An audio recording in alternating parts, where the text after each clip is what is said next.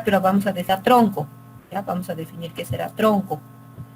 Entonces se define como tronco a la parte del esqueleto axial. Sabemos que el esqueleto se clasifica en esqueleto axial, esqueleto apendicular.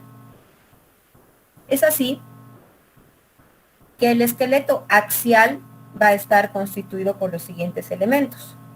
Tenemos al tronco, y dentro del tronco tenemos al tórax, la caja torácica. Tenemos al abdomen, la cavidad abdominal, y tenemos a la pelvis. De este conjunto de estructuras se van a sostener o penden ahí los miembros apendiculares. Tenemos al miembro apendicular superior, miembro apendicular inferior.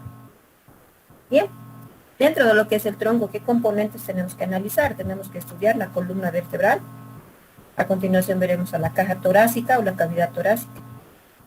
Y obviamente los otros componentes, la columna lumbar, la pelvis y otros. Vamos a ver ahora lo que es la cavidad torácica. Vamos a definir y vamos a describir la caja torácica.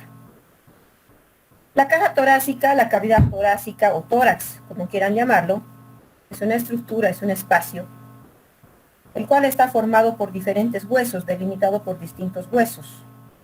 Los huesos que lo van a delimitar son, hacia adelante y en la parte media, la parte central, se encuentra el esternón.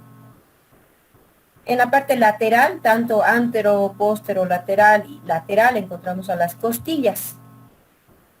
Y finalmente hacia atrás vamos a encontrar a las vértebras dorsales o vértebras torácicas.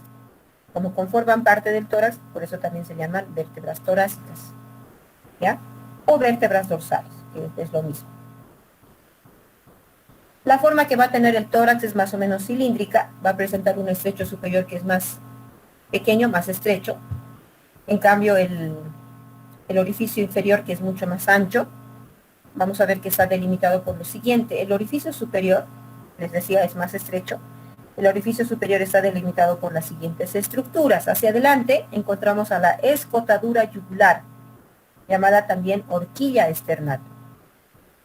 En la parte media y hacia adelante. Lateralmente vamos a encontrar a la cara superior de la primera costilla y hacia atrás encontramos al cuerpo de la primera vértebra dorsal.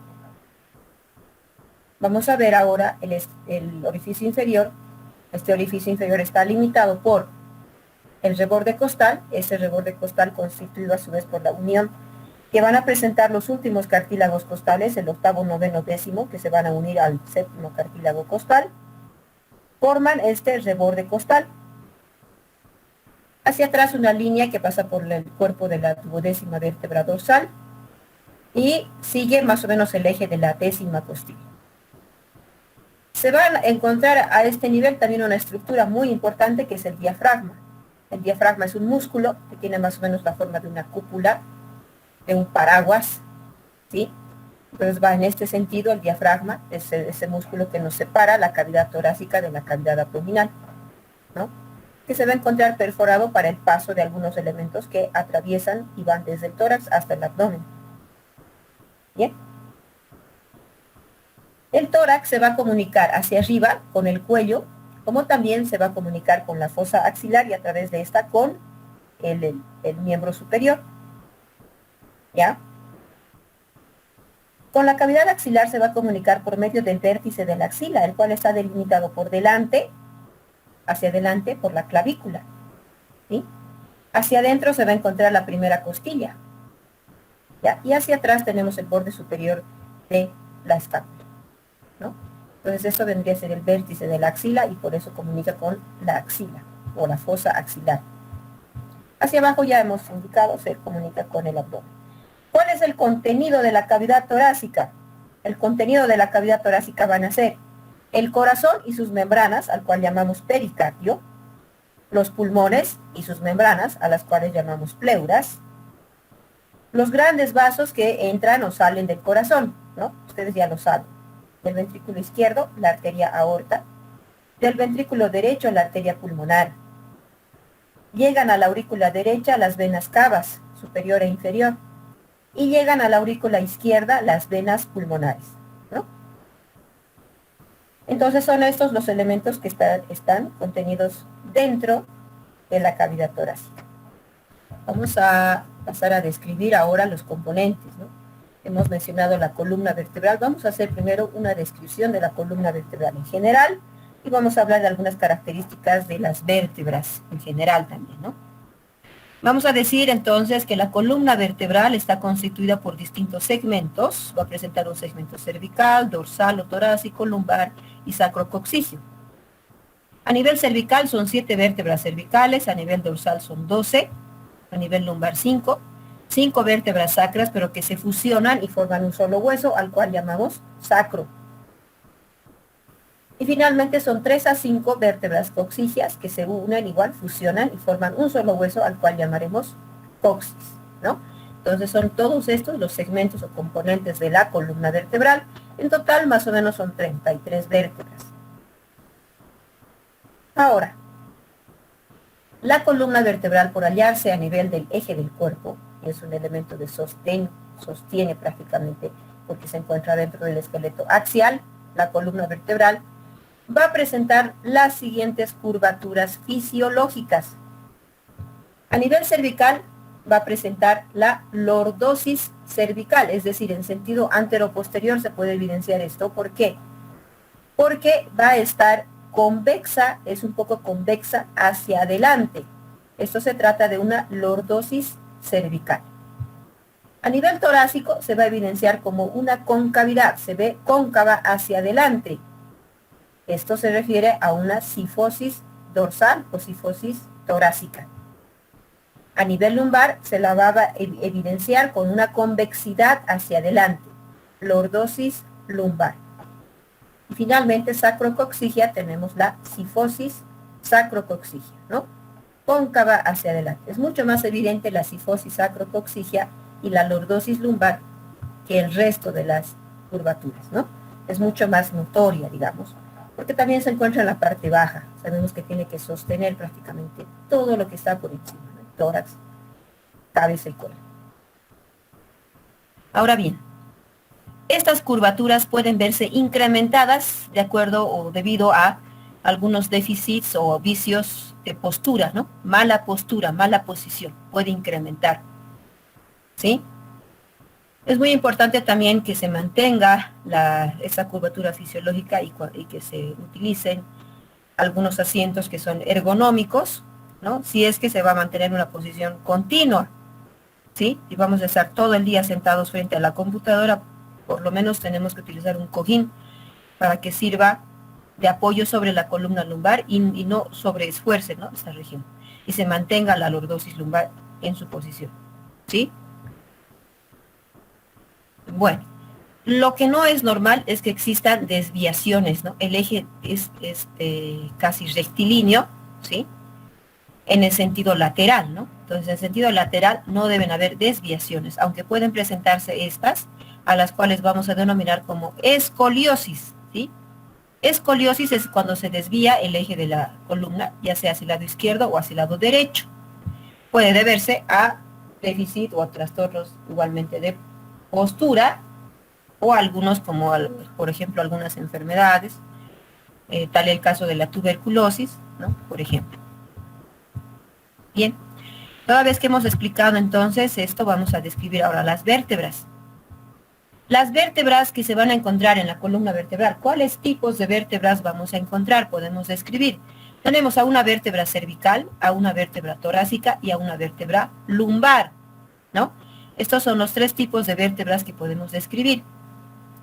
Cada una de estas va a presentar componentes, ¿sí? Todas van a presentar un cuerpo vertebral que tiene la forma cilíndrica. Va a presentar un agujero vertebral, una apófisis espinosa, las apófisis transversas, ¿sí? Presenta una lámina, que es una estructura cuadrilátera a partir de la cual salen todas estas apófisis. Presenta un pedículo, el pedículo es la estructura que une al cuerpo con la lámina, ¿sí? Entonces, de forma general, ¿no? Ahora, ¿cuáles son las características de cada una de estas vértebras? Y gracias a ello también podemos diferenciarlas, ¿sí? Una vértebra cervical va a presentar su cuerpo vertebral que tiene forma cilíndrica, ¿sí? Pero es un cilindro bastante corto, además que este es de forma ovoide, alargado transversalmente, ¿sí?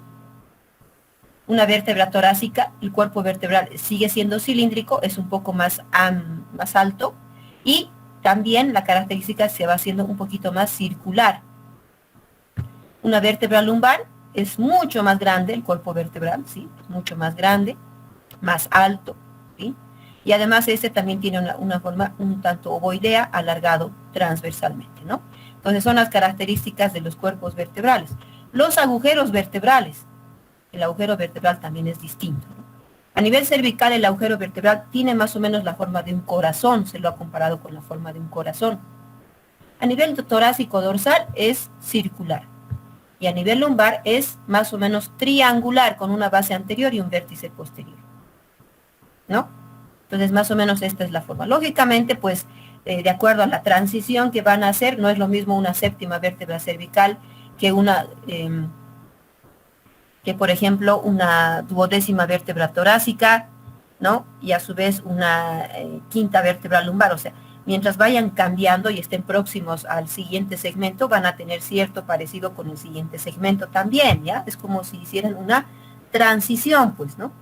Es como si se estuvieran convirtiendo en lumbar, entonces ya la dorsal se va a parecer un poco a la lumbar, la cervical, la última cervical también se va a parecer un poco a la primera dorsal y así, ¿ya? Sin embargo, estamos hablando de las características comunes o de las características típicas de estas vértebras, ¿ya? Ahora bien, tenemos la apófisis espinosa. La apófisis espinosa de la vértebra cervical, torácica y lumbar. La apófisis espinosa cervical, ¿sí? Esta es delgada, dirigida hacia atrás, ¿sí? Se dirige hacia atrás, y la característica de esta es que es bífida o bifurcada. Vean, se divide en dos, ¿no? Bífida o bifurcada, entonces, ¿no? La apófisis espinosa cervical.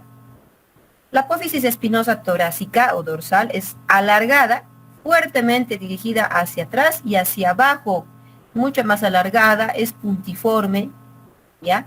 Y se dirige hacia atrás y hacia abajo. En el caso de la vértebra lumbar, la apófisis espinosa, en cambio, es más gruesa, es más corta y se dirige solamente hacia atrás. Tenemos por acá las apófisis transversas. En el caso de una vértebra cervical, la apófisis transversa va a ser corta, es bífida también, bifurcada, ¿sí? Y la característica de esta apófisis transversa en la vértebra cervical es que va a delimitar un orificio. Estamos hablando del agujero transversario. Este agujero transversario, justamente al reunirse de todas estas vértebras cervicales, los agujeros transversarios, forman un verdadero conducto por el cual atraviesa la arteria y la vena vertebrales. Arteria y vena vertebrales, entonces pasan a través de estos agujeros transversarios, ¿no? El agujero transversario de la apófisis transversa cervical. En el caso de una vértebra torácica o dorsal, va a presentar su apófisis transversa, que es más alargada y es un poco más gruesa, roma, ¿sí? Pero además presenta como característica especial una carilla articular, una superficie articular, a la cual la vamos a llamar como carilla costal, porque se va a articular con la tuberosidad o tubérculo de la costilla, ¿sí? Entonces presenta una carilla costal, una carilla articular. En el caso de las vértebras lumbar, la apófisis transversa igualmente es dirigida transversalmente, un poco hacia atrás, es alargada, delgada, no presenta carilla articular, ¿ya? No presenta carilla articular. Por otro lado tenemos a las apófisis articulares. Las apófisis articulares a nivel cervical van a ser estas planas, ¿sí? Se van a dirigir las superiores hacia arriba, las inferiores hacia abajo, por la disposición que presenta esta vértebra. En el caso de una vértebra dorsal, las apófisis articulares superiores, como pueden ver, se dirigen hacia atrás, miran hacia atrás, y las inferiores miran hacia adelante. Siguen siendo planas, ¿no? Pero cambian de dirección, ¿no?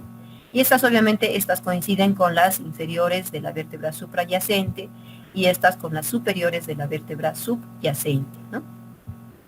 En el caso de una vértebra lumbar, las apófisis articulares, las superiores, se van haciendo más cóncavas y las inferiores más convexas, y obviamente también corresponden de similar manera, ¿sí? Otra característica tenemos en el cuerpo vertebral, esto me olvidaba mencionar, que lateralmente al cuerpo vertebral, solamente en el caso de la vértebra torácica o dorsal, se van a presentar dos hemicarillas o dos fosas costales, ¿sí? Estas dos hemicarillas costales van a corresponder con la cabeza de la costilla, ¿ya? Entonces la cabeza de la costilla se va a articular con estas dos hemicarillas que presentarán, pues, las vértebras torácicas o dorsales. Esto se va a encontrar muy próximo al pedículo vertebral. Resulta que el pedículo vertebral es esta estructura, ¿sí? La estructura que une a la lámina con el cuerpo, a eso llamamos pedículo, ahí está el pedículo. El pedículo va a presentar una escotadura superior y una escotadura inferior, marcada en el caso de las vértebras dorsales y lumbares, ¿sí? Escotadura superior e inferior, mucho más marcada la escotadura inferior. Resulta que la unión de esas escotaduras nos van a delimitar estos agujeros. Estamos hablando de estos agujeros intervertebrales. A través de estos agujeros intervertebrales salen los nervios raquídeos. Tanto a nivel cervical tenemos 8 nervios raquídeos, a nivel torácico tenemos 12, lumbar tenemos 5, sacro 5 y coxígeos tenemos 1 a 3. Entonces se van a dar esa salida justamente a través de esos orificios que se delimitan gracias a las escotaduras que presentarán los pedículos vertebrales, ¿no? Este es el pedículo vertebral, ahí, ¿no? Bien. Esta es una vértebra dorsal. Vamos a hablar ahora en especial de las vértebras dorsales, ya que nos estamos refiriendo al tórax. Entonces nuevamente acá tenemos al cuerpo vertebral. Vamos a tener el agujero vertebral, las apófisis articulares, la apófisis espinosa, apófisis transversa, pedículo, ¿sí? El pedículo, la escotadura superior, inferior, las fositas costales o hemicarillas costales, superior e inferior, ¿sí? Apófisis articulares superiores, las inferiores, la fosita costal en la apófisis transversa, propia de la vértebra dorsal, y la apófisis espinosa. Estas son vértebras lumbares, ¿no? Las características son, pues, diferentes, ¿no? El cuerpo, para empezar, es alto, cilíndrico, alto, y además es más grande. También vamos a ver la forma que tienen las apófisis articulares superiores e inferiores, ¿no? Se van haciendo más cóncavas, más convexas. La apófisis espinosa es mucho más gruesa, se dirige solamente hacia atrás, gruesa y más corta, ¿no? ¿Ya? Y estas son vértebras dorsales, en cambio, ¿no? Ahí están las vértebras dorsales con sus apófisis espinosas largas, dirigidas fuertemente hacia abajo y hacia atrás. Las apófisis articulares que son planas, la mayoría de las vértebras dorsales. Las dos superiores, por aquí las inferiores. ¿Y cómo se da la articulación? Justamente esta hemicarilla superior, hemicarilla inferior. Resulta ser que la hemicarilla inferior de esta vértebra, junto con la hemicarilla superior de la vértebra subyacente, ¿sí? Estas dos sirven para la articulación con la cabeza de la costilla. La cabeza de la costilla va a presentar igualmente dos carillas articulares. Esas carillas articulares coinciden justamente con estas otras dos. Y en medio de las dos carillas articulares hay una saliente aquí de la cabeza de la costilla, que tiene la forma de un ángulo diedro. Y justamente esto penetra en el espacio que van a dejar entre las carillas costales y entre los cuerpos vertebrales. Entonces, de esta forma justamente se van a articular la cabeza costal con los cuerpos vertebrales. En cambio, por este lado tenemos a la tuberosidad o tubérculo de la costilla que se está articulando con esta carilla costal que presentará la apófisis transversa de la vértebra. Entonces, ahora, tenemos dentro de estas vértebras torácicas, dentro de estas 12 vértebras torácicas o vértebras dorsales, hay un grupo que vamos a considerarlas como las vértebras torácicas o dorsales típicas, que tienen características comunes, ¿sí? Características en común. A estas vértebras torácicas típicas, que van a ser a partir de la T2, la segunda vértebra dorsal, hasta la novena vértebra dorsal, T2 a T9, estas, ¿sí?, presentan todo lo que hemos descrito, ¿no? La apófisis espinosa, apófisis transversa, apófisis articulares, tenemos el agujero vertebral, tenemos el cuerpo vertebral, el pedículo, ¿no? Todos los componentes que habríamos descrito anteriormente. En cambio, Vamos a tener otras que son atípicas, es decir, no presentan esas características comunes, sino que presentan algunas características particulares, propias, ¿no? Estas son llamadas entonces vértebras dorsales atípicas. ¿Cuáles van a ser? Tenemos a la T1, la T10, la T11 y la T12, ¿sí? Entonces a esas 4 las vamos a llamar como vértebras torácicas atípicas. ¿Por qué motivo? Vamos a explicar. Primero, la T1, la primera vértebra dorsal. Esta primera vértebra dorsal va a presentar una carilla costal completa, enterita, no es media, no es hemicarilla, ¿sí? Es una carilla costal completa que va a recibir a la cabeza de la primera costilla, ¿sí? Cabeza de la primera costilla, es decir, esta solita se articula con la primera costilla. Pero además presenta otra hemicarilla que se va a complementar con la segunda, con el cuerpo de la segunda vértebra dorsal, para la segunda costilla, a este nivel. Entonces va a presentar 1,5, una carilla costal completa y una media carilla para la segunda costilla. ¿Ya? Entonces eso presenta a nivel de su cuerpo. También en la apófisis transversa va a presentar su carilla para la tuberosidad de la primera costilla.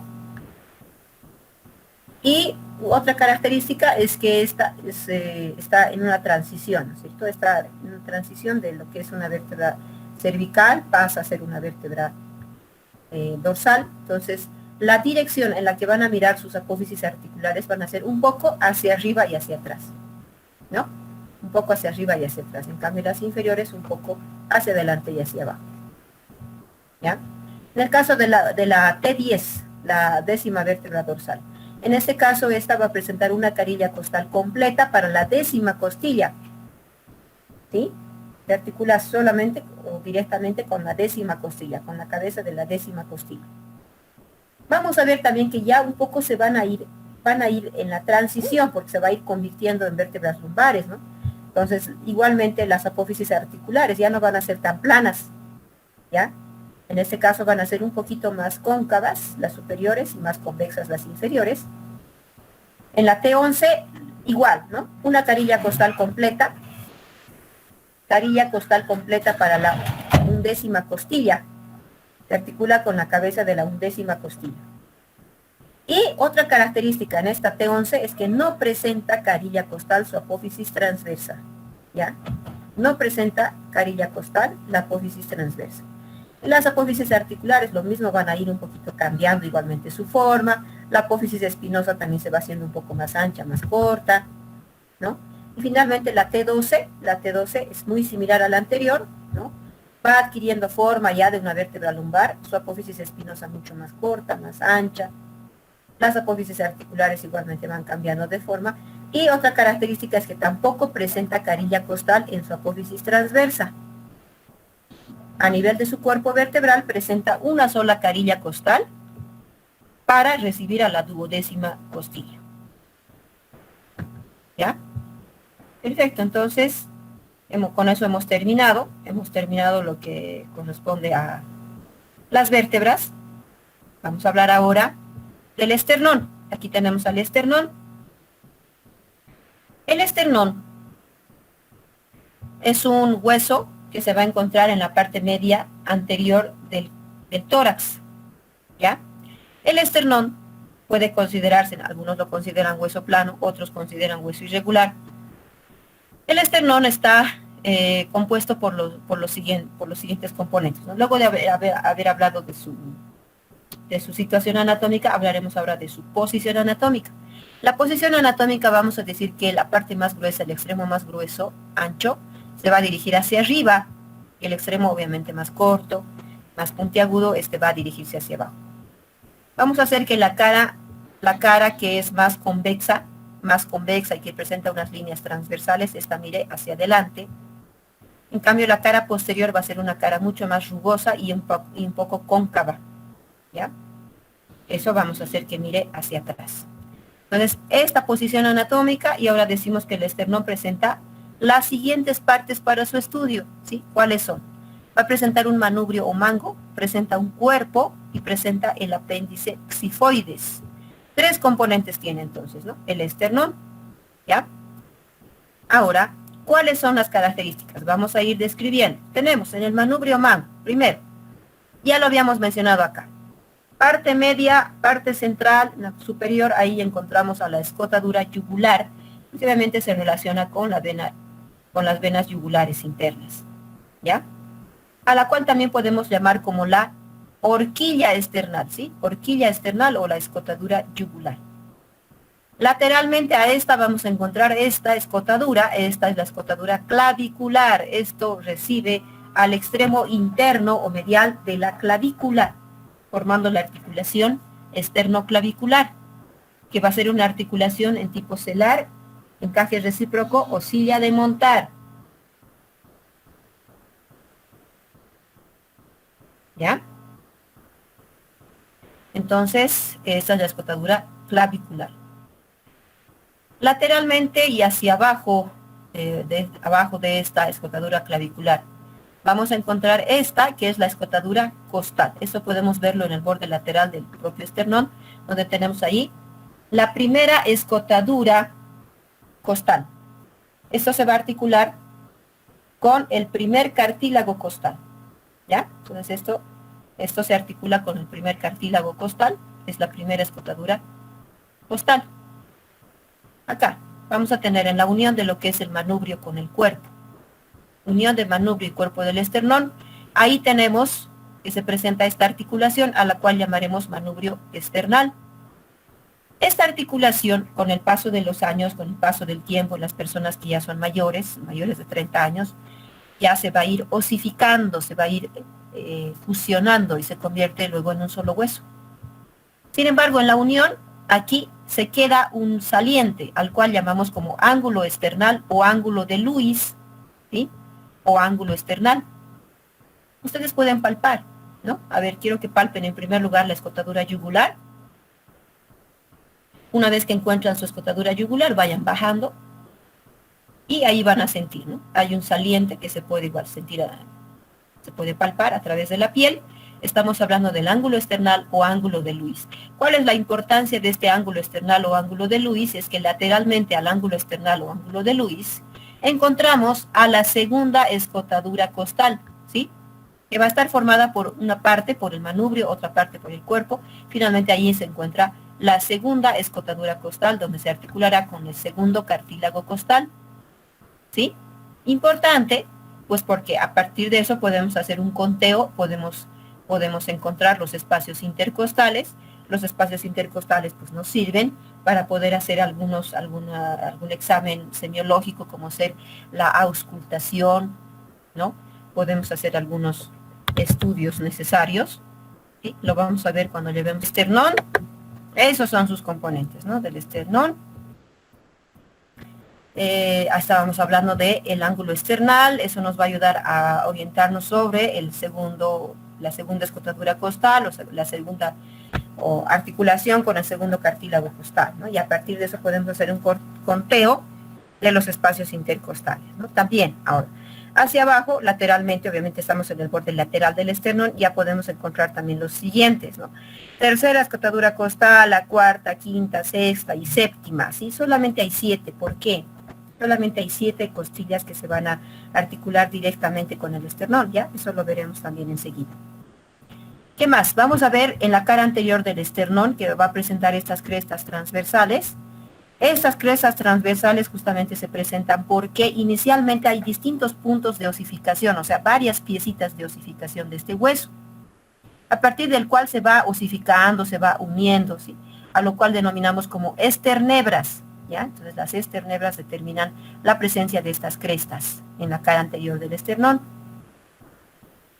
Finalmente vamos a encontrar al apéndice xifoides. Este apéndice xifoides se articula igualmente con el cuerpo. Inicialmente hay también una articulación xifoesternal y luego se va osificando, se va cerrando. El apéndice xifoides en los primeros años, también en la juventud, es de tipo cartilaginoso, está constituido por cartílago, que poco a poco se va a ir osificando también, ¿ya? Entonces, con el pasar de los años, se va osificando y finalmente va a quedar un solo hueso, ¿no? Entero, uno solo, una sola pieza ósea, ¿ya?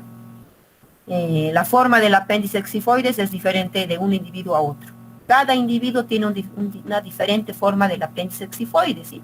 Puede ser, como en este caso, bifurcado, puede ser en algún caso perforado, puede ser único, puede ser de forma triangular, puede ser saliente, saliente hacia adelante, en algún caso hemos visto, presentan un saliente, ¿no?, del apéndice xifoides a manera de tubérculo.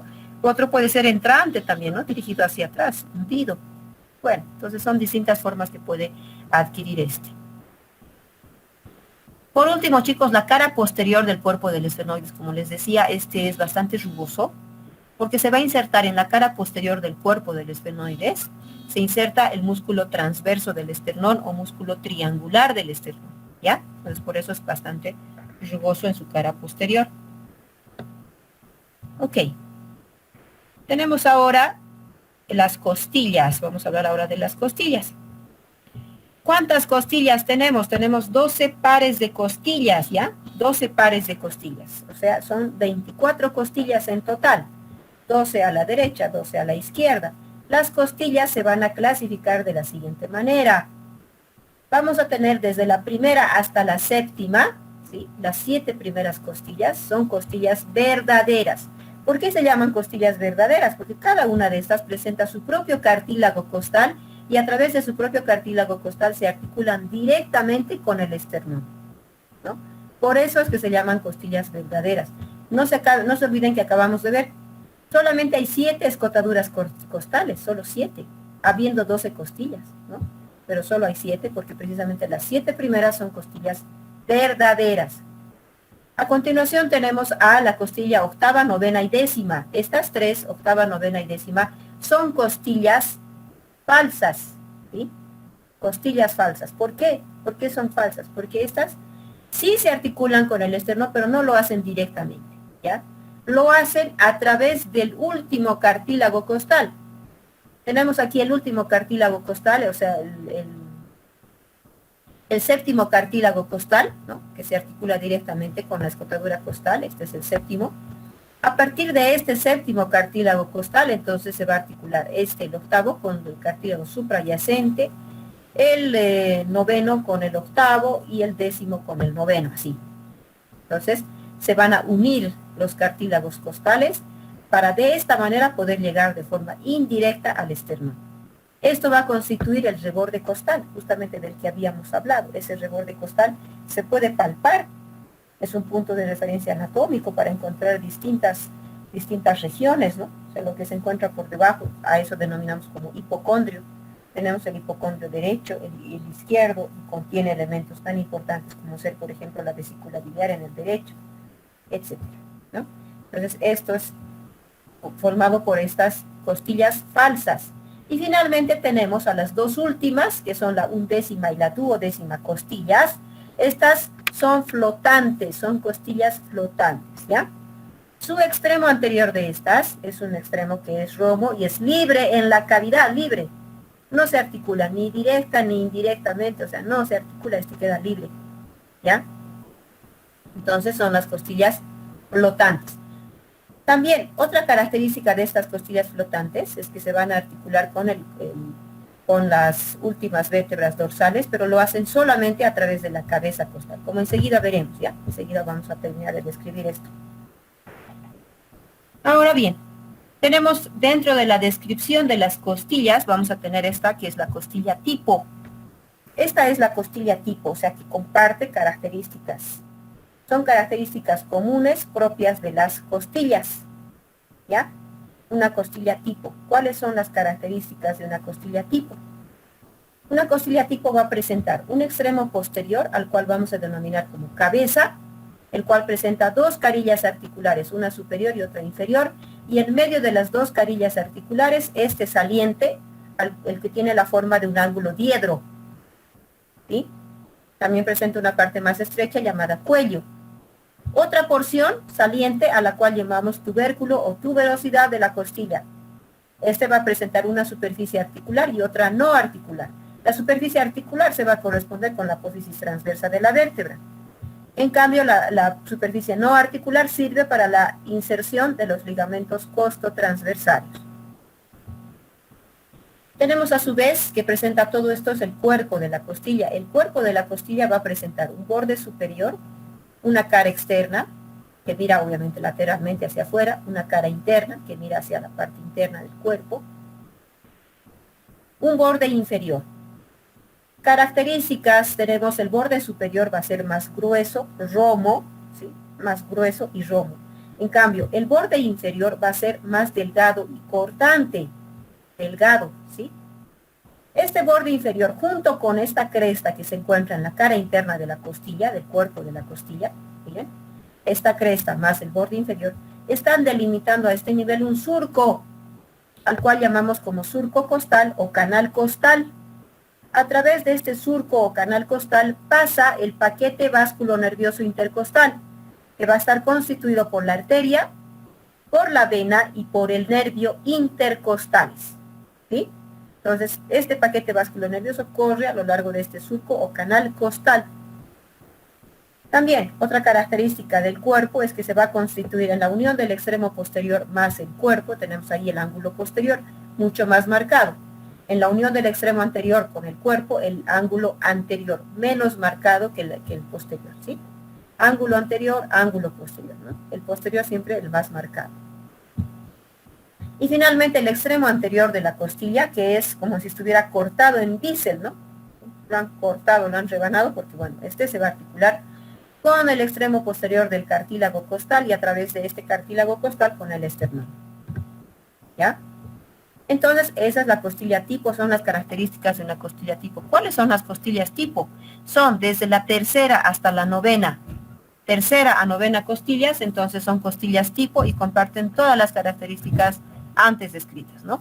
La cabeza costal con las dos superficies articulares, dos carillas costales, un saliente que tiene forma de ángulo diedro, la tuberosidad o tubérculo costal con la carilla o con la superficie articular y la superficie no articular. Va a presentar el cuerpo, que presenta obviamente el ángulo costal posterior, siempre el más marcado. Vamos a tener su cara externa, su borde superior, borde inferior, el canal costal que se marca entre la cara interna y el borde inferior del cuerpo de la costilla, el extremo anterior, ¿no? En cambio, hay un conjunto de costillas que las vamos a llamar atípicas, porque presentan características diferentes, particulares, propias, ¿sí? Tenemos a la primera, la segunda, la undécima y la duodécima como costillas atípicas, ¿sí? Podemos ver aquí la primera costilla. Primera diferencia es que la disposición de esta, ¿sí? Esta no presenta cara externa, cara interna. Esta va a presentar cara superior, cara inferior, ¿ya? Entonces presenta cara superior, cara inferior por la disposición que tiene.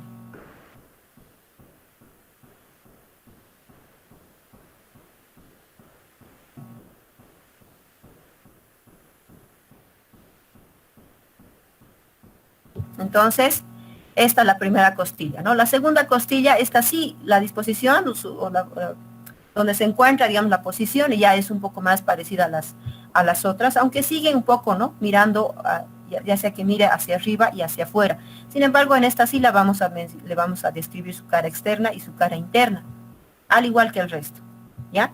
La undécima y la duodécima, por ser costillas flotantes, también tienen características diferentes, ¿ya? Vamos a pasar a describir estas. Primero, tenemos a la primera costilla. Esta es la primera costilla, va a presentar aquí su cara superior, esta es la cara superior, donde vamos a describir, cerca a su parte media va a presentar un tubérculo.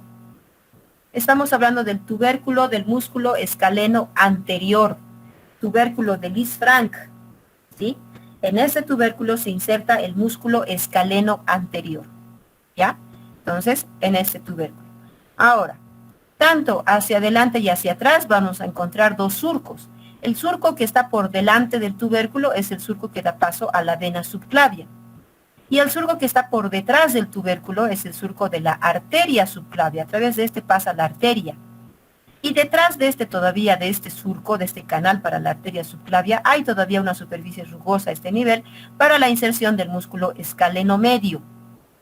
También va a presentar la cabeza costal con una sola superficie articular, una sola carilla, que se corresponde con la carilla costal que presenta la primera vértebra dorsal a nivel del cuerpo de la vértebra dorsal.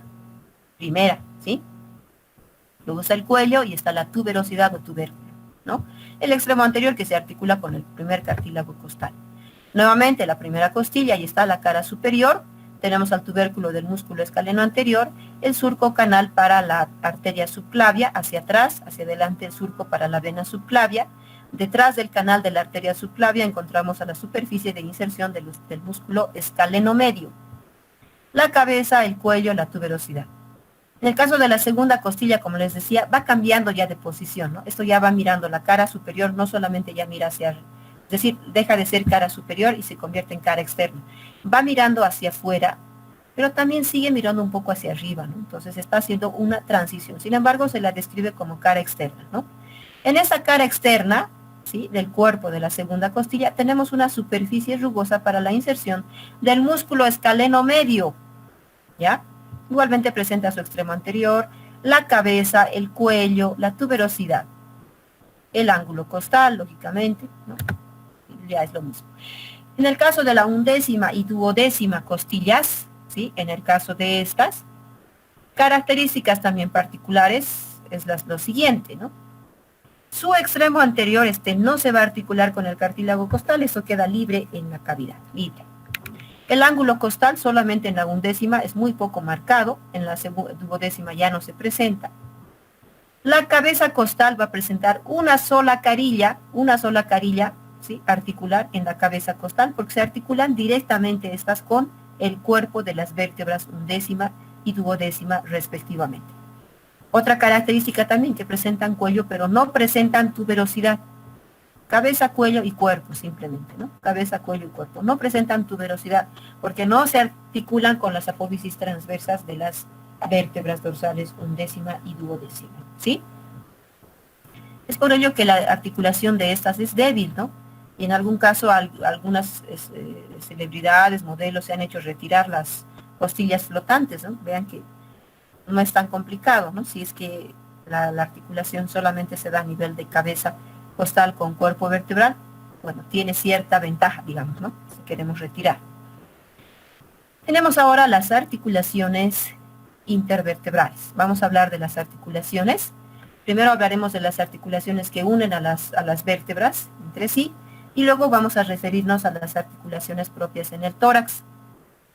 Dentro de lo que es la columna vertebral, sabemos que las vértebras tienen que estar unidas unas con otras, ¿sí? Y esto se va a dar mediante las articulaciones intervertebrales. Estas articulaciones intervertebrales vamos a tener lo siguiente. Estas articulaciones van a estar reforzadas por los siguientes elementos, ¿no? Lógicamente se unen, las estructuras que se van a unir son cuerpo vertebral con cuerpo vertebral. También tenemos la unión entre las apófisis articulares. Otra va a ser la unión que hay entre las láminas vertebrales, ¿sí? También se unen las apófisis espinosas y también las apófisis transversas, ¿no? O sea, hay medios de unión entre todas estas estructuras. Comenzamos con los cuerpos vertebrales. Los cuerpos vertebrales se unen entre sí mediante estos discos. Estamos hablando de los discos intervertebrales. Estos discos intervertebrales tienen la forma de un cilindro. Es un cilindro corto, constituido por un fibrocartílago, ¿no? Es un fibrocartílago interarticular que tiene la forma de un cilindro, de un verdadero disco. Por eso se llama disco intervertebral. La característica de este disco intervertebral es que en la periferia se va a encontrar rodeado o conformado por distintas fibras que van a ser de tipo circulares, unas que se van a entrecruzar con otras, o sea, forma un verdadero anillo fibroso, ¿sí?, en la periferia. Sin embargo, en la parte central va a existir una porción hídrica, ¿sí?, que obviamente también tiene un sistema trabecular de fibras, ¿no? Sin embargo, hay una sustancia hídrica a este nivel, a la cual vamos a denominar como el núcleo pulposo. Este núcleo pulposo tiene la característica que con el pasar del tiempo esto se va a ir reabsorbiendo, va a haber una reabsorción hídrica con el paso de los años, lo cual puede hacer que los individuos de la tercera edad aparenten una menor estatura, ¿no? O sea, tengan una menor estatura debido a que se va a dar la reabsorción a este nivel y obviamente la reducción de la estatura, ¿ya? Entonces, eso a nivel de los cuerpos vertebrales.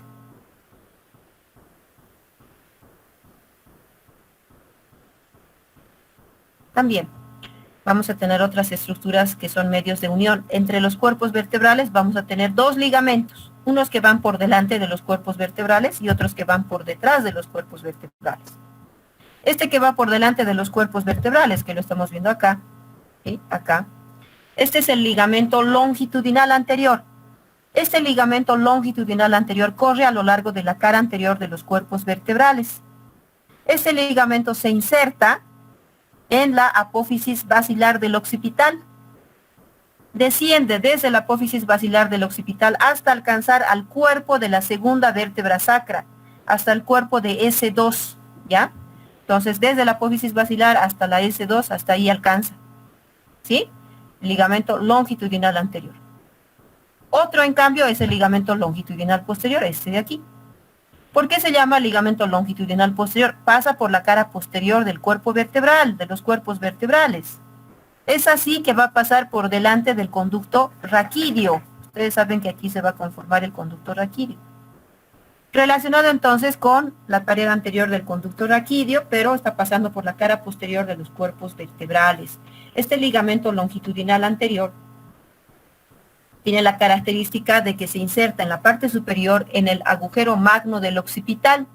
Desde el agujero magno del occipital, este va a descender hasta el vértice del coxis. Este sí, el ligamento longitudinal anterior, este sí, alcanza a cubrir toda la columna vertebral, ¿no? Toda la columna vertebral, es decir, porque alcanza hasta el coxis, ¿sí? A diferencia del longitudinal anterior, que solamente llega hasta la S2. Bueno, entonces ahí están los ligamentos longitudinales. Tenemos ahora otros, tenemos por acá las láminas, la unión de las láminas vertebrales, ¿no? Una lámina con otra, ¿sí? La unión de las láminas vertebrales se va a dar gracias a este ligamento, al cual vamos a llamar ligamento amarillo. Este ligamento amarillo, entonces, une a las láminas vertebrales. Este ligamento, jóvenes, este es el verdadero elemento de suspensión, de sujeción de la médula espinal. Como este se va a encontrar en la pared posterior de este conducto raquídeo, miren, se extiende, ¿no? Prácticamente en todo lo que es el conducto raquídeo. Y tenemos aquí a la médula espinal cubierta por sus membranas, las meninges, ¿sí? Entonces, este forma los ligamentos dentados que se van a dirigir hacia las membranas de la médula espinal. Por lo tanto, este conforma el verdadero elemento de suspensión, de sujeción de la médula espinal. Tenemos ahora estos otros que son los ligamentos interespinosos, ¿no?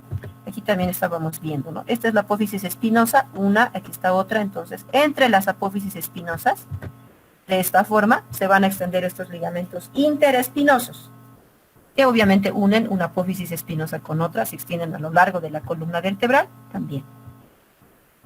Otros también van a ser los ligamentos intertransversos, van entre las apófisis transversas, ¿sí?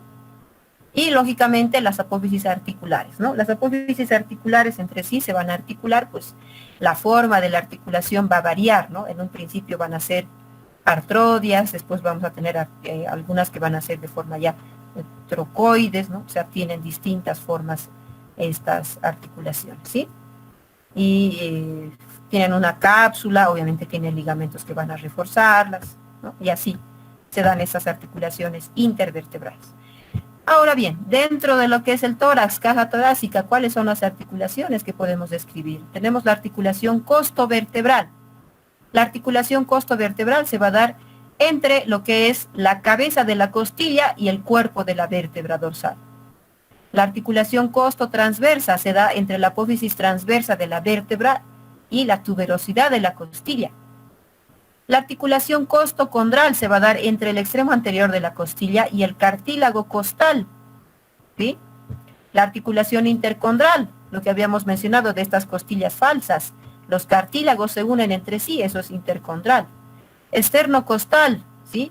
O condroesternal también se llama, ¿no? Es el cartílago costal uniéndose, articulándose con el esternón.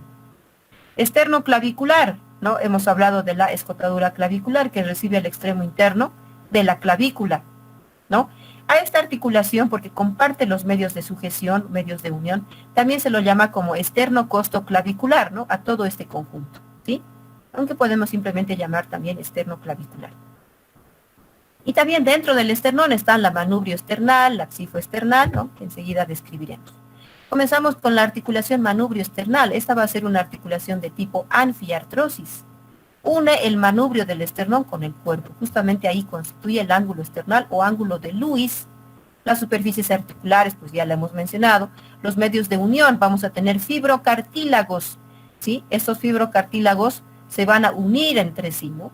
Van a unir estas dos estructuras. Con el pasar de los años, como les decía, cerca de los 30 años empieza a hacer una sinostosis, una fusión, desaparecen estos elementos y se da un solo hueso, se forma, ¿no? La articulación xifoesternal, muy similar, ¿no? También es anfiartrosis, va a las superficies articulares, ya las conocemos. Medios de unión tenemos al fibrocartílago, que va a experimentar también una osificación con sinostosis a partir de los 40 años, ¿ya? Las articulaciones costocondrales, extremo anterior de la costilla con el cartílago costal, igualmente pertenece al tipo de las, bueno, en este caso estas pertenecen al tipo de la sinartrosis, ¿sí? Son sinartrosis. Los medios de unión, vamos a tener tanto el periósteo como el pericondrio, son las envolturas, las estructuras que rodean, que envuelven al hueso, se llama periósteo. Y lo que envuelve y rodea al cartílago se llama pericondrio. Entonces, pericondrio y periósteo, ahí estos van a prolongarse y van a formar medios de unión para esta articulación, ¿sí? A la cual llamamos costocondral, ¿sí? Ahora, condroesternal, ¿no? O costoesternal también puede ser, no hay problema. Condroesternal, tal vez lo más adecuado, porque está el cartílago costal y el esternón. Esta articulación, ¿no? Esta va a ser, para empezar, también es una sinartrosis, ¿ya? Esta va a presentar, obviamente las superficies articulares ya las conocemos, son 7 escotaduras costales, 7 cartílagos costales, ¿no? 7 costillas verdaderas.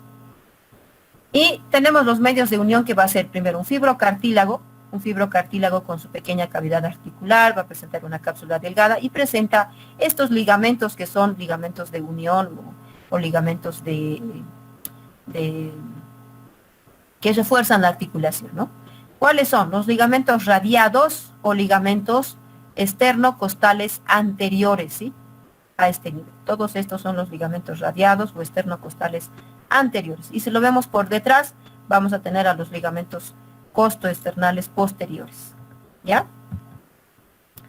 Intercondrales, ahí están los intercondrales, pues simplemente vamos a decir que son sinartrosis o pueden ser anfiartrosis, y esto va a depender de las características de los medios de unión propios de cada uno de estos, donde vamos a tener que son las superficies articulares correspondientes a los bordes contiguos y de unión de los cartílagos, ¿no? El sexto con el séptimo con el octavo con el noveno y el noveno con el décimo, ¿sí? Entonces se va uniendo con el cartílago suprayacente. Como medios de unión, obviamente el pericondrio, es la capa que rodea al cartílago, pericondrio, va a presentar una cápsula también y presenta estos ligamentos, ¿sí? Estos ligamentos son los ligamentos intercondrales.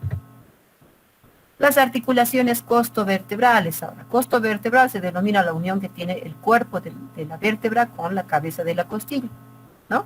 Como les había indicado, entonces aquí hay una hemicarilla superior, hemicarilla inferior. La hemicarilla inferior de esta vértebra con la hemicarilla superior de la vértebra subyacente reciben a la cabeza de la costilla. Entonces la cabeza de la costilla que va a presentar las dos superficies articulares van a encajar justamente acá. Además, presenta un saliente en forma de ángulo diedro que penetra en este espacio, ¿ya? Entonces, ahí se va a dar esta articulación. Como medios de unión, vamos a tener una cápsula, va a presentar los siguientes ligamentos, ¿no? Un ligamento que es intraarticular, ahí está, ligamento intraarticular. También va a presentar los ligamentos extraarticulares, donde podemos citar al ligamento costovertebral anterior, obviamente hacia adelante, costovertebral anterior, y el costovertebral posterior aquí, hacia atrás, de la articulación costovertebral, ¿sí? En el caso de las articulaciones costotransversarias, se articula la tuberosidad de la costilla, el tubérculo de la costilla, donde presenta una carilla costal, una carilla articular, y se une con la apófisis transversa de la vértebra, que presenta una carilla costal, ¿no? Entonces se unen esas dos superficies articulares, Pertenece al tipo de diartrosis. Esta va a presentar igualmente una cápsula, van a presentar el ligamento interóseo, que se va a dirigir hacia este nivel, ligamento interóseo. También vamos a encontrar otros ligamentos, como ser el costo transversario. Ese ligamento costo transversario tenemos aquí el posterior, ¿no? Por acá va a estar el anterior, ¿no? Este es el posterior, ¿no? El anterior que viene hacia acá. También vamos a tener al superior, ¿no? A este nivel. ¿Sí? Superior.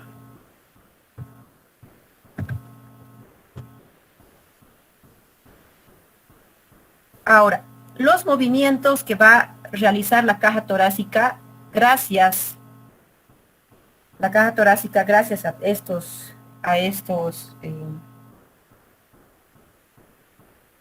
estas articulaciones, entonces va a presentar los siguientes movimientos. Los movimientos entonces se van a generar por el aumento o la disminución del tamaño de la caja torácica, ¿no? Y esto se va a dar justamente porque se amplían, se levantan las costillas hacia arriba y se amplía el tórax, ¿no? En una primera maniobra, primer movimiento, tenemos la amplexión. Cuando usted le pide a su paciente que eleve los brazos y además inhale aire, está haciendo la amplexión. Usted puede palpar, puede poner una mano en la cara anterior y otra en la cara posterior del tórax para poder determinar el grado de amplexión, ¿no? Entonces se expande el tórax. Y lo contrario hace cuando desciende los brazos y también saca o quita el aire, ¿sí? O sea, exhala. En ese caso está haciendo la amplexación, donde va a producirse un descenso de las costillas para la disminución de la cavidad torácica. Bien. Y algunas de las patologías que podríamos identificar en el tórax, por acá tenemos una desviación de la columna vertebral. En este caso se trata de una escoliosis, ¿no? Escoliosis es cuando hay desviación ya sea a la derecha como a la izquierda, sentido lateral. Es una escoliosis idiopática izquierda toracolumbar. Tanto a nivel torácico como lumbar existe esa desviación, ¿no? Una puede ser para compensar a la primera, ¿no? Generalmente inicia en algún lugar y la otra hace para compensar, o sea, para compensar esta curvatura, este exceso de curvatura de esta escoliosis, entonces esta también se desvía en sentido contrario, ¿no? Así trata de compensar y lleva a un equilibrio, ¿sí? Entonces, se denomina escoliosis idiopática. ¿Cuándo se dice idiopático? Cuando usted no sabe la causa, ¿no? Cuando no se sabe la causa, decimos idiopático. Pero pueden haber algunas causas como ser, por ejemplo, causas que pueden ser genéticas, pueden ser causas como desnutrición, podemos tener la tuberculosis, el mal de Pot, cuya característica es la desviación por la destrucción de los cuerpos vertebrales, gracias a este parásito, ¿no? Que es la tuberculosis, que produce la tuberculosis. Bien, otros trastornos que pueden haber en el tórax también, ¿no? Sabemos que es una verdadera caja, es una cavidad, ¿sí? ¿Qué pasa si usted en esta cavidad rompe alguna estructura y se vacía? Ya sea líquido, ¿no? Ya sea sangre, ya sea aire, porque no se olviden que los pulmones contienen aire. Se vacían estos y obviamente van a alterar a la caja torácica, se va a llenar esta caja torácica, la cavidad, y van a impedir el normal funcionamiento de los órganos que están dentro de la cavidad torácica. Entonces, por ejemplo, cuando se da alguna hemorragia, que puede ser de tipo traumática, la más frecuente, cuando hay un trauma, ¿sí? Entonces se produce el sangrado de alguna estructura por laceración de alguno de los vasos sanguíneos o algún otro. Entonces se produce el hemotórax. En el hemotórax ustedes ven que por gravedad el líquido hemorrágico se va a ir hacia abajo. Lamentablemente va a ocupar esos espacios que son los fondos de saco o recesos, ¿no? Que tiene a nivel de las pleuras, y lamentablemente esto va a impedir el normal funcionamiento de los pulmones. Los pulmones no pueden hacer la amplexión, ¿sí? No pueden hacer la ventilación pulmonar, dejan de hacer la hematosis, deja de enviar oxígeno hacia los tejidos y los tejidos pueden sufrir graves lesiones, ¿no? Si dejamos de enviar oxígeno hacia el cerebro, por ejemplo, entonces puede venir la muerte en cuestión de minutos, ¿sí? Entonces esto se debe a un sangrado, ¿no? El hemotórax. ¿Qué pasa cuando en lugar de sangre ha habido un derrame de líquido, por ejemplo, agua, por ejemplo, en el caso de un derrame pleural, ¿no? En el caso de un derrame pleural, entonces hay una acumulación de líquido hídrico, entonces en este caso, a eso le vamos a llamar hidrotórax, ¿ya? Por ejemplo, puede haber el caso de que se deba algún problema linfático, entonces a eso llamaremos kilotórax, porque contiene líquido linfático. ¿Qué pasa si contiene líquido purulento? Tal vez ha habido una infección a nivel de la pleura, una pleuritis, una infección a nivel del corazón, pericarditis. Se ha vaciado hacia la cavidad torácica ese líquido purulento. A eso llamaremos piotórax, ¿no? En cualquiera de estos casos, o también puede ser que ¿qué tal si se ha perforado el pulmón? Cuando se perfora el pulmón, lo que se vacía no va a ser líquido, en este caso va a ser aire, ¿no? Entonces vamos a tener un neumotórax. En ambos casos se tiene que aplicar un tratamiento, necesariamente. Ya les dije que si no se da esa función a nivel de los pulmones, puede llevar a la muerte. Entonces, aquí tenemos cómo haríamos el tratamiento. Si es líquido, vamos a hacer la punción en partes inferiores, zonas inferiores, porque por gravedad se va a ir hacia zonas inferiores, ¿no? Se hace la punción, a través de una sonda se extrae. Pero ¿qué tal si está a nivel si es aire? ¿Qué tal si es un neumotórax? Entonces tenemos que hacer en una parte más superior, ¿no? La punción para poder extraer ese exceso de aire que estaría causando problemas para que trabajen normalmente los órganos intratorácicos, ¿sí? Entonces son las medidas que se deben aplicar. Nunca se olviden que siempre cuando ustedes vayan a hacer una punción a nivel del tórax, tienen que hacerlo rozando, raspando el borde superior de la costilla. Nunca cerca al borde inferior. ¿Por qué? Porque en el borde inferior de la costilla se va a constituir el canal costal a través del cual pasa el paquete vasculonervioso intercostal.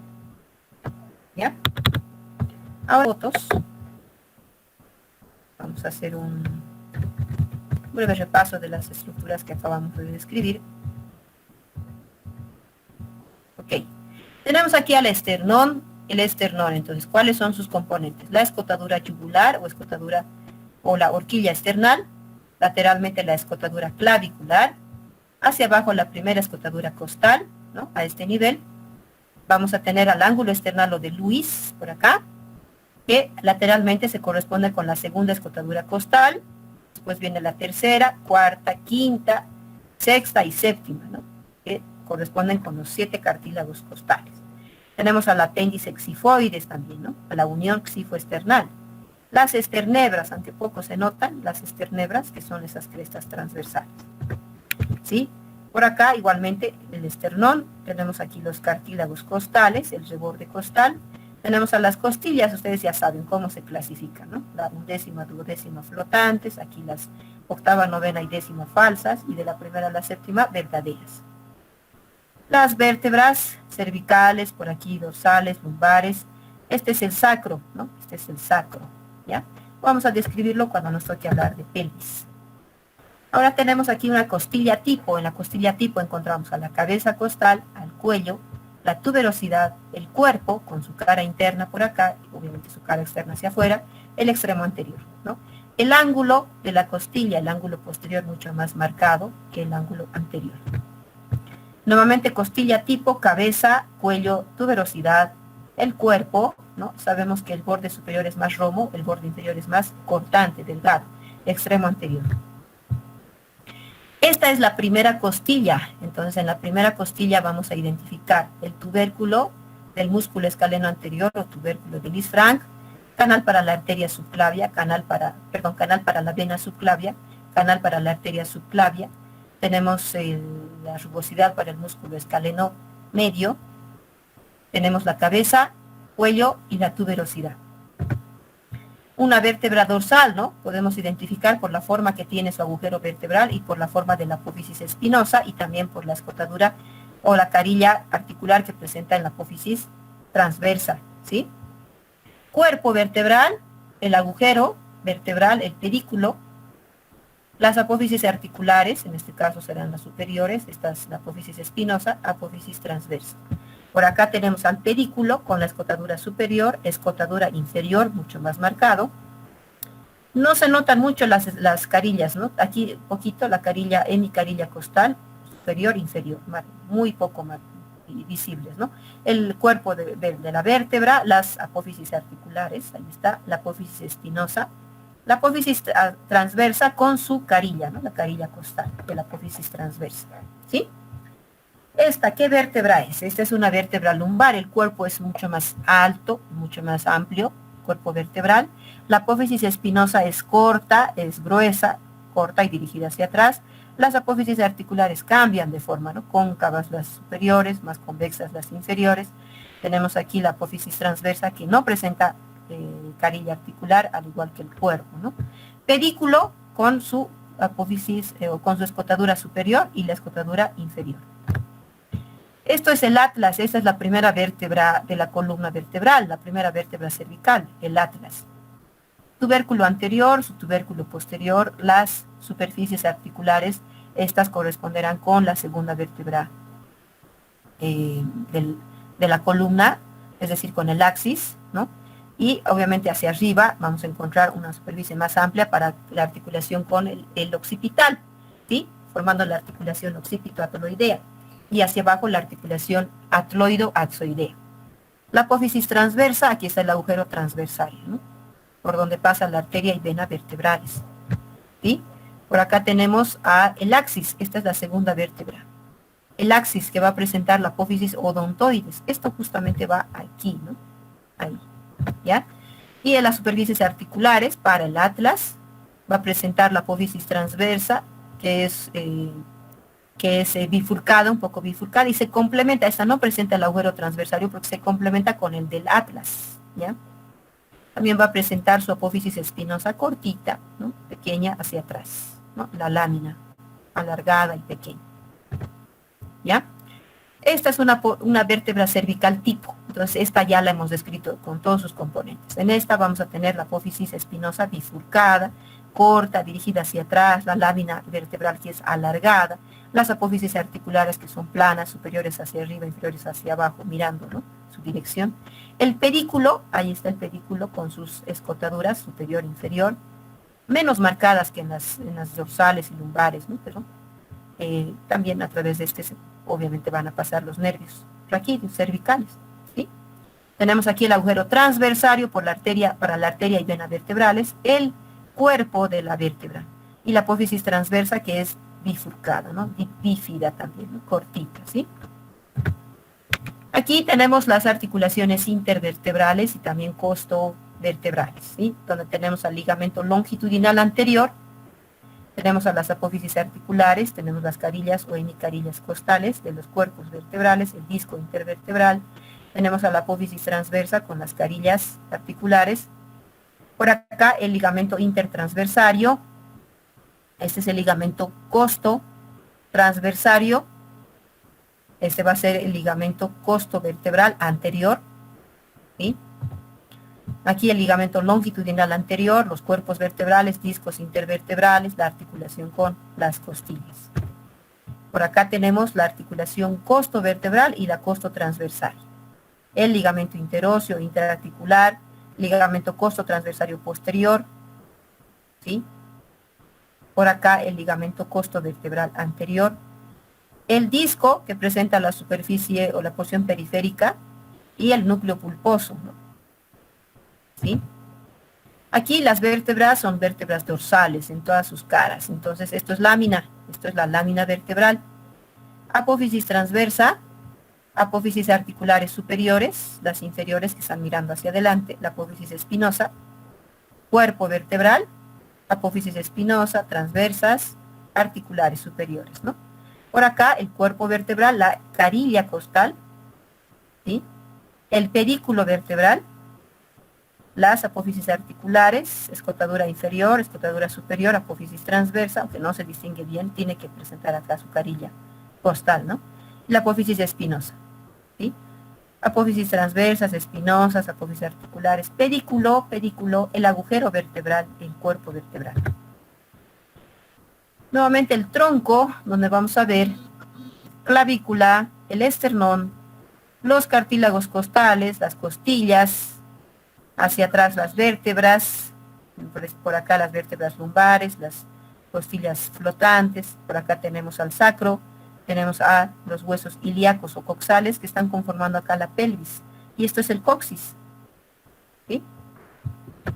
Listo.